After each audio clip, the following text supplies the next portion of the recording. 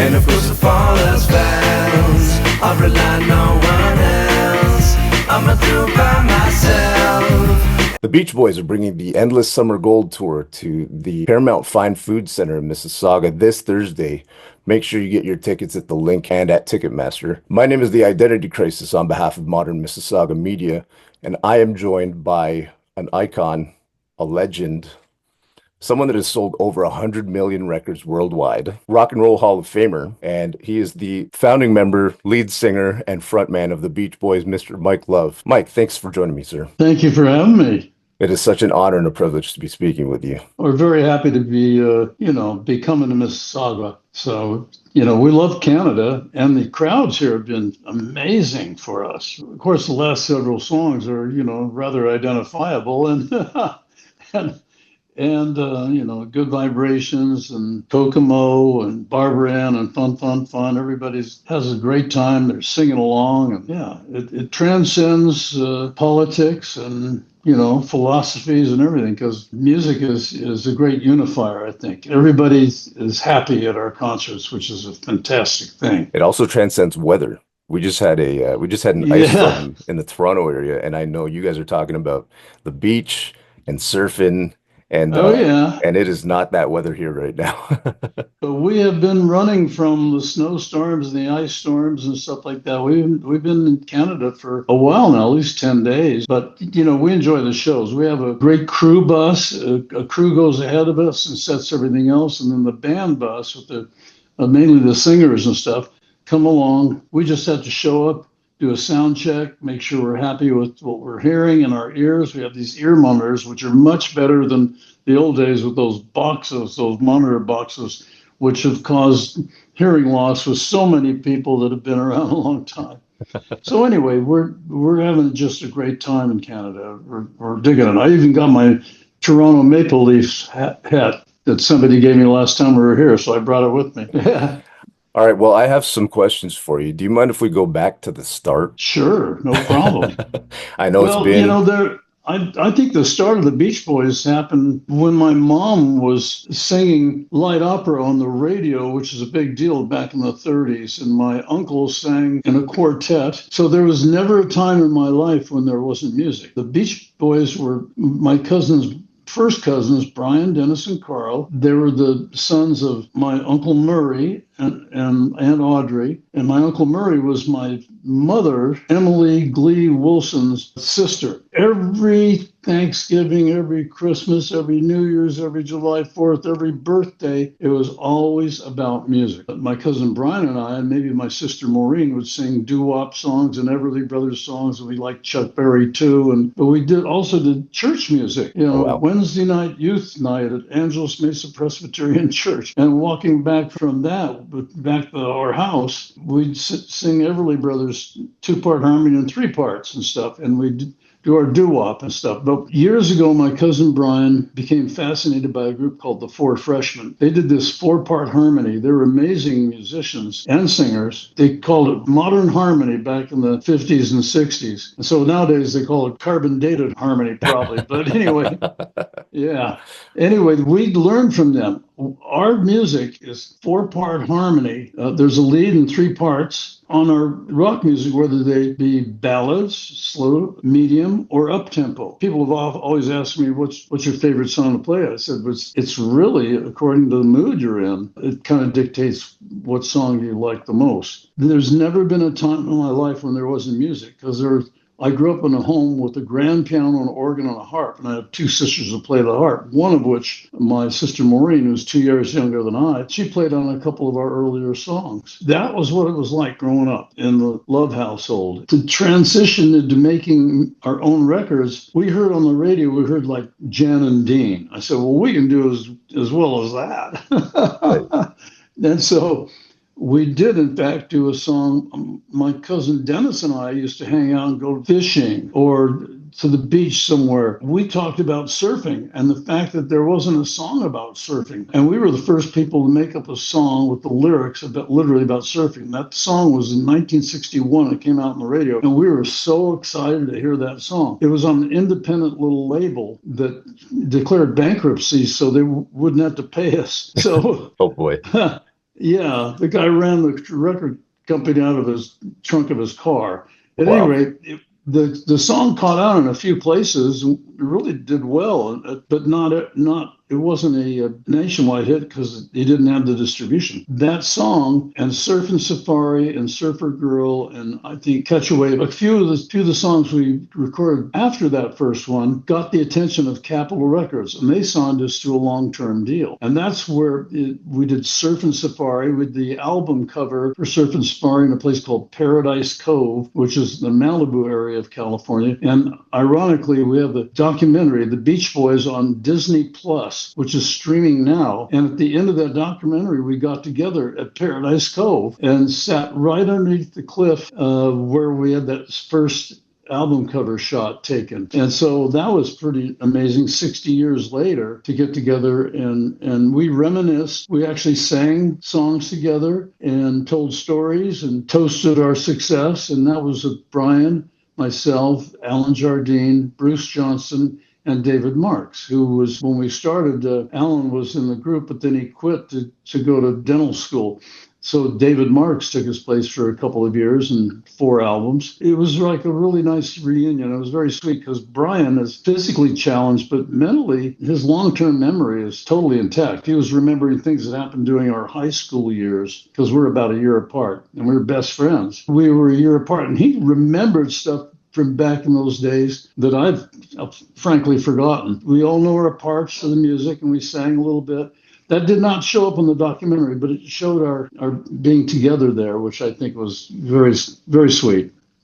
Wow. It was such a family affair. This is such a tight-knit sort of package that you guys had. Yeah, totally. And the Disney documentary really shows that the origins of it. It doesn't show a lot later on. Like we've done, effectively, it's been two groups. The Beach Boys were the recording group and also a live group. But my cousin Brian stopped doing the live group in late 1964, and Glenn Campbell took his place for a few months, and then Bruce Johnston took Glenn's place. The first song Bruce sang with us was California Girls in 1965. So there's effectively been 2 groups. One has done thousands of concerts under the name Beach Boys. Even though we lost Dennis in 1983, tragically, he couldn't get up off the alcohol and the drugs, and those were both in his system when they did an autopsy on him, and he drowned in 1983, but he was under the influence. So, and he would go into rehab for one night or something. It doesn't work that way.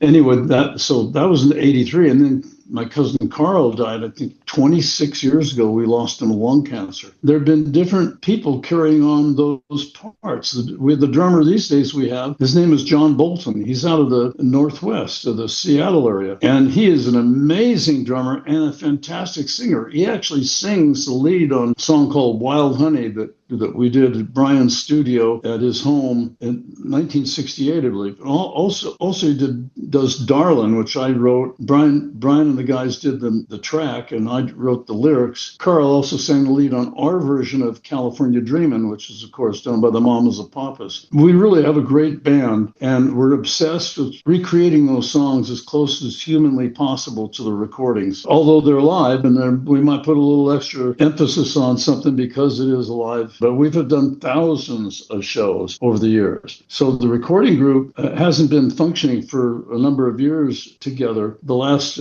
time we did an album was called That's Why God Made the Radio. There's such iconic songs that we've done that people still love to this day, from our Pet Sounds album. Good Vibrations went to #1 in 1966, and we were voted the #1 group in Great Britain, #2 being the Beatles. That's amazing. Yeah.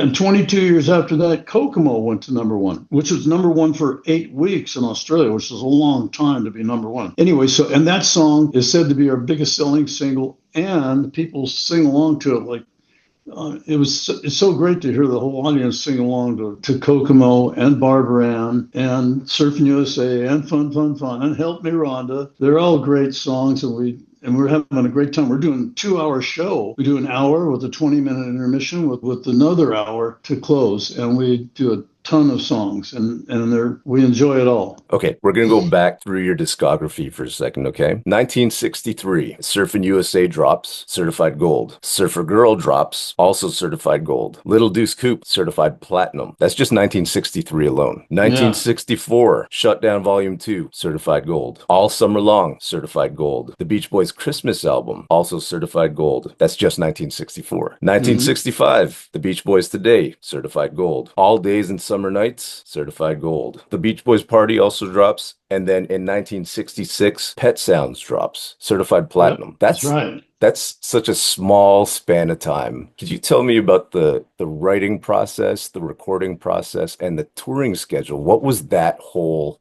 first 4 years like? So Brian was always the head of the recording group. He was in the studio producing albums, using the best musicians in Southern California, far better than we were. I mean, they're called a wrecking crew, and they're brilliant. Glenn Campbell was one of those people. He was self-taught guitarist out of Arkansas. He's just a genius at guitar, and is a great singer as well. Brian was working on Pet Sounds. You could hear the origins of Pet Sounds in the intro of California Girls, which is like it's almost symphonic. In that particular case, in 65, he was in the studio with the wrecking crew doing the great track. I was out in the hallway writing the lyrics. So I wrote all the lyrics and sang the lead to the track that he created with those guys. And then we all did the harmonies together. Then he was working on Pet Sounds. Didn't have a name for it. I gave him the name because at the end of the record, there's these dogs barking at a train going by. And those dogs were his dogs from his house. And I think they just used a sample of the train. I heard these dogs and I said, well, let's call it Pet Sounds, which means favorite songs. He needed more time to do the tracks properly. So that's when I said, well, let's do a party album. We'll do all these,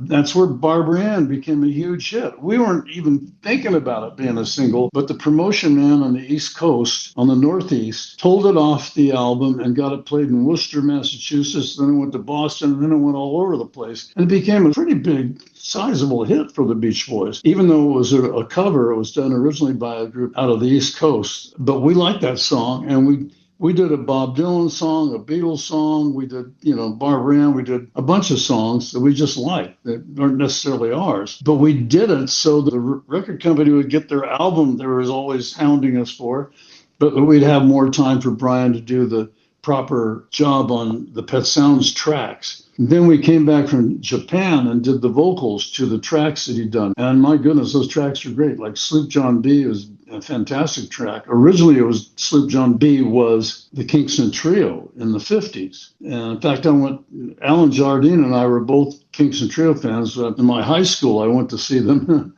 at the Shrine Auditorium in LA, and I remember it clearly. God Only Knows and Sloop John B, Wouldn't It Be Nice, and several other great songs. There was a box set that soloed just the vocals and soloed just the tracks. And that's an amazing thing. If you listen to those tracks, you say, how the hell did he come up with those?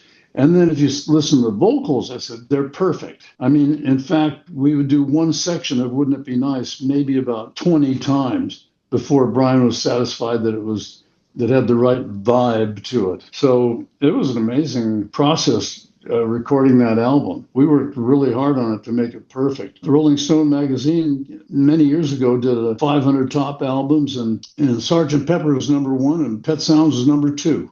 That's amazing. Of course, I demanded a recount, but anyway. You listen to those vocals, that box set, and I don't know if you can still get the box set. You probably could on YouTube or something. Probably Amazon. Amazon. It's fascinating. And then Good Vibrations came along in the fall, and that's when we were voted the #1 group in Great Britain, #2 the Beatles. That got their attention. So when Maharishi taught us meditation, and I was invited by him to go to India, when I got there, the Beatles were all there. And, it was really interesting. Ringo left after a short time, but John, Paul, and George were there. In fact, George Harrison and I both had our birthdays in the spring of 1968 in Rishikesh, which is where the Ganges River comes out of the Himalayas. It's a very fascinating place. He had his birthday on February 25th, I on March 15th, therefore we're both Pisces. So when George passed away, I wrote a song called Pisces Brothers, which I do on our show. video, and it's an emotional song because he was a great guy and a great artist, and he loved the Hare Krishna people. He loved the meditation that Maharishi taught, and I was very sad when he passed away because he was a great guy. And I remembered all those times, and I combined some things that he liked and we both liked, and that song is very emotional for me. And a lot of people love the video that accompanies it from back in the day. A lot of great things happened over the years, and that's one of the greatest.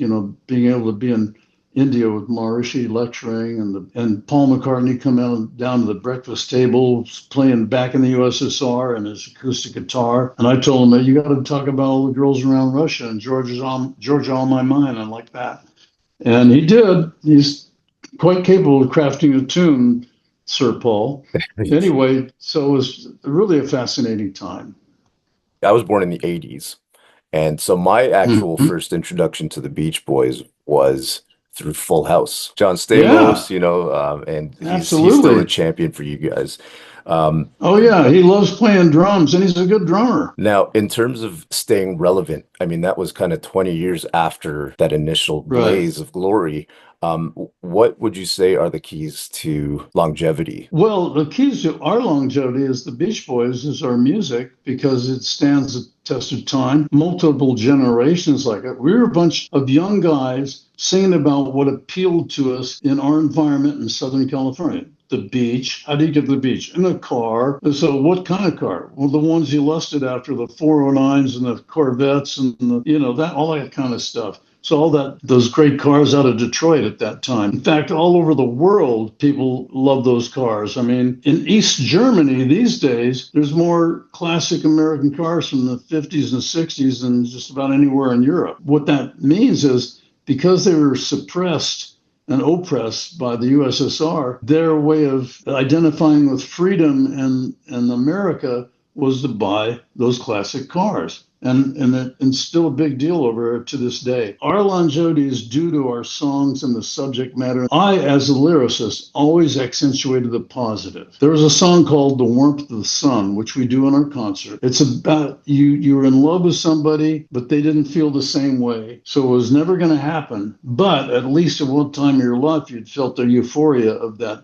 being in love. It's a shitty thing to happen, and you feel terrible about it. But the positivity about it is the good news is that you felt that way at one time in your life. And that was recorded in the wee hours of the morning on the same date that President Kennedy was taken to Dallas, Oh boy. to a hospital in Dallas. Yeah, so he was assassinated. We still don't know how it happened and who did it, but maybe Right. we'll get to the bottom of it pretty soon here. That's a case of taking something that was not great and make finding a positive in it. And the harmonies and the melodies and the lyrics, even though it was a negative thing and the melody was haunting, and kind of mystical and kind of sad, the effect of the music is beautiful because of the harmonies and the message. Similarly, in 1966, when I wrote the lyrics to Good Vibrations, I dictated the poem to my then wife, Suzanne, who's the mother of two kids, Haley and Christian. Christian sings with us these days, and he does a beautiful job, particularly on God Only Knows.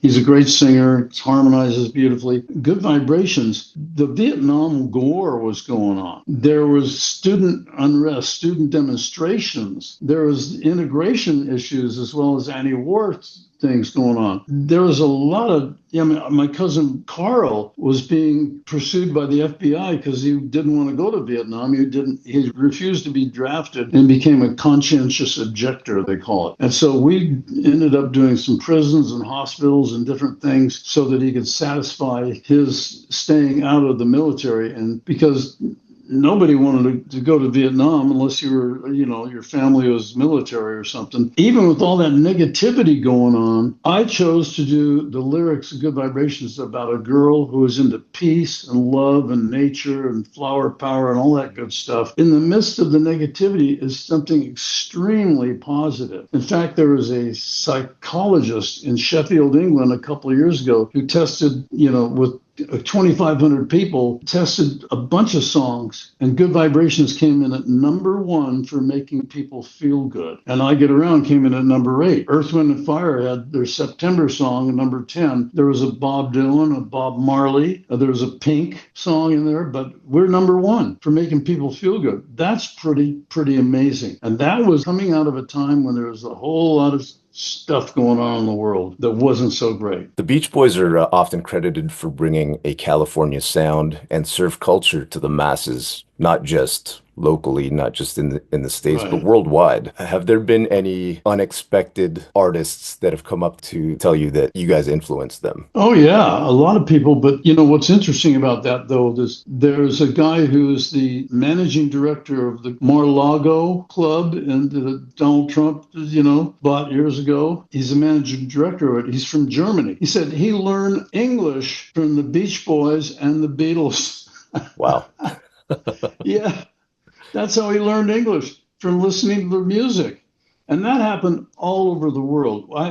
I met the ambassador from Saudi Arabia to the United States, Prince Bandar, royal family, during the 80s. And he told me, hey, Mike, I'm a fan. I used to play your cassette in my Austin Healey when I was going to college in England. We've had fan letters from Russia, fan letters from China. I met a real estate agent from Iran who said they played our LPs wherever the heck they spend their summers in Iran. It's a worldwide phenomenon. We even had hit records in Israel and South Africa and Australia and Japan and all over Europe. The Beach Boys, because of our imagery with our cars and our California girls, surfing culture, like you mentioned, it spread around the world. It's been a fascinating thing. I mean, we're going to Europe this year. We're going to Poland, Switzerland, Germany, England at what they call a stately home, 10,000 people. And we're doing Spain after that. And then we come back to the US and we do a place called Park City, Utah in the mountains. It's a beautiful area up above Salt Lake. And then we fly to Denver to do Red Rocks, which is this iconic place in the mountains, and with the symphony orchestra in both of those places. So we're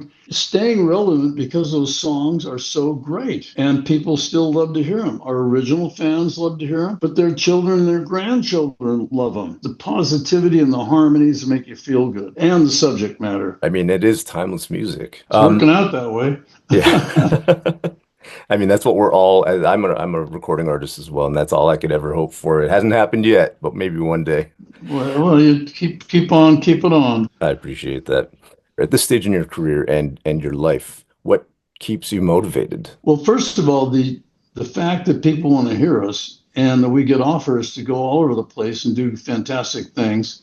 We just got a couple offers for some festivals this year, and those are huge. I mean, there are thousands of people that come to those things. So it might be a country festival, but they'll have special guests, the Beach Boys. It's really great because we have all those hits to play. People love them, whether they heard it from their parents or their grandparents or just on the radio or on TV or in motion pictures, like yourself. A lot of people have gotten hip to the Beach Boys through Full House. And John Stamos just wanted people to appreciate this music that he liked. He grew up in Southern California, and the Beach Boys music was iconic down there. And he was a drummer in a three-piece band in Orange County, California, before he became, a TV star. Yeah, we've known him since he was Blackie on General Hospital, quite a few years before he became America's favorite Uncle Jesse on Full House. What can fans expect on this tour? 2 hours of music, an hour with a 20-minute intermission followed by another hour. We'll do some stuff you probably don't know, have, or maybe never heard. The beauty of it is all those things that are a little less well known are nonetheless they've got those harmonies, they got those messages. They're beautiful in their own way. And then we do all I like to start retro. I like to start with a surfing song. Surfing Safari, Catch a Wave, Hawaii, Surfing USA. We even do a Ramones song.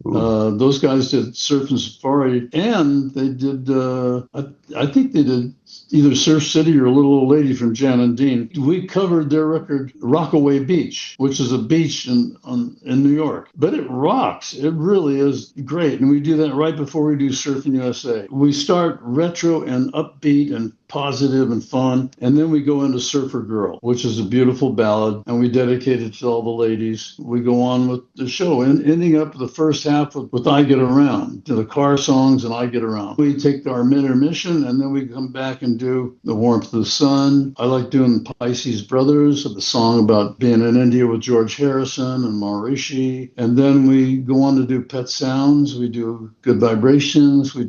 And we end up with Kokomo, Barbara Ann, Fun, Fun, Fun. Everybody's having a blast and singing along and having the greatest time. We just bring the positivity and the love of the harmonies and recreate those songs. And people seem to really really like it a lot. At the end of our concert, there's like a standing ovation.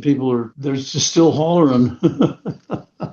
It's pretty amazing. It's really a phenomenal thing. Makes so many people so happy. Once again, the tour Mike's talking about is the Endless Summer Gold Tour, which comes to the Paramount Fine Food Center in Mississauga. Get your tickets now at Ticketmaster or at the link in the description here. Mike, I do have one more question for you. Do you have any advice for artists that want to be in the game for a long time and have a long storied career? Lifestyle choices. Do not get involved too heavily in alcohol. Do not get involved in the drug thing because they'll have negative side effects. In my personal experience, in December of '67, I learned meditation. And once I learned meditation, I was so relaxed and clear that if I were to smoke any weed or something, I would not feel as good. Transcendental meditation is called, TM program. That's something I highly recommend to people if they want to be relaxed, expand the conscious mind. You actually can increase your IQ when you learn transcendental meditation. Yeah, your IQ, you could be 80 years old and your IQ would grow, and that doesn't happen. My doctor in Incline Village, Nevada, where I live, she said that she's never seen a person my age the amount of human growth hormone that I have, which means I'm not aging like the average person because of the meditation. I do an advanced program called the TM-Cities, SIDHIs. You're given a mantra and the way to use it properly to get the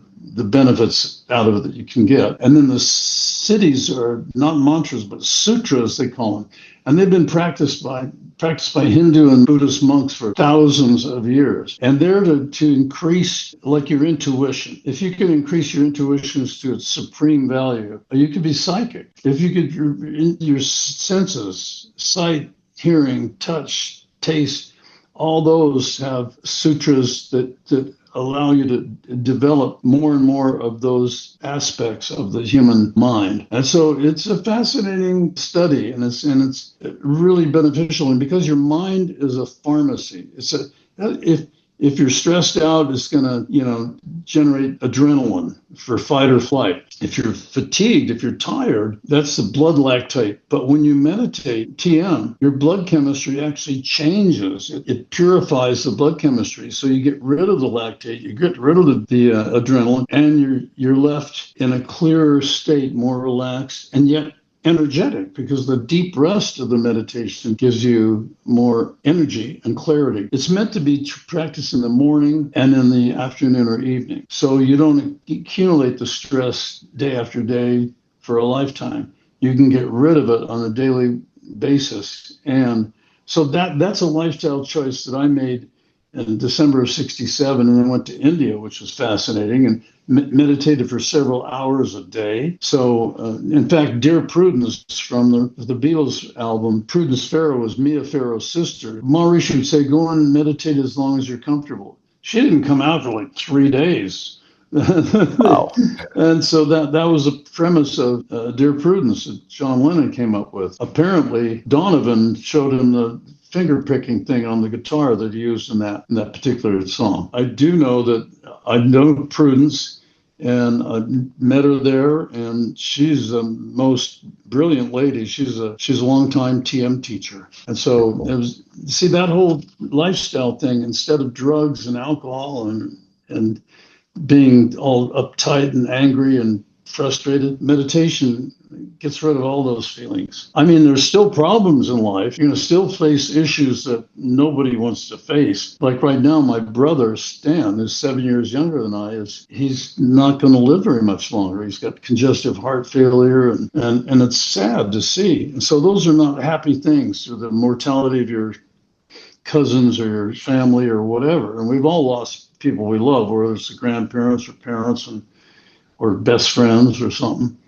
So lifestyle choices are important, because you have the creativity within you.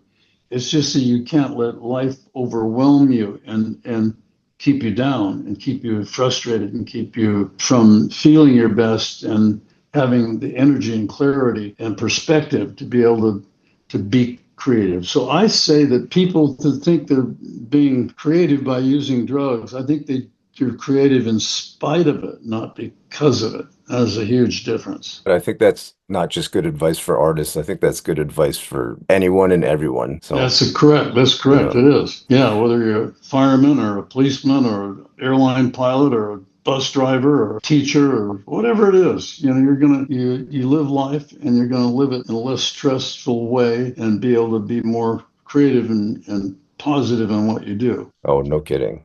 No kidding. Well, Yeah. Dr. Love, thank you so much for joining me once again. Thursday, get your tickets to the Beach Boys at the Paramount Fine Food Center in Mississauga. Ticketmaster, I know there's still tickets available. I'm looking forward to seeing you on Thursday. Thanks again for joining me. Happy belated Awesome. birthday as well. Oh, thank you. Thanks And I for hope, having me on the program. oh, my All right. pleasure. And I hope you enjoy the rest of your stay in Canada. I know it's not the best time weather-wise, but but you're bringing some sunshine to us. So Yeah, a little bit of liquid never hurt. Yeah, never hurt the Beach Boys. Okay, well, thank you very much. thank you so much, sir. All right, see you Thursday. Take care.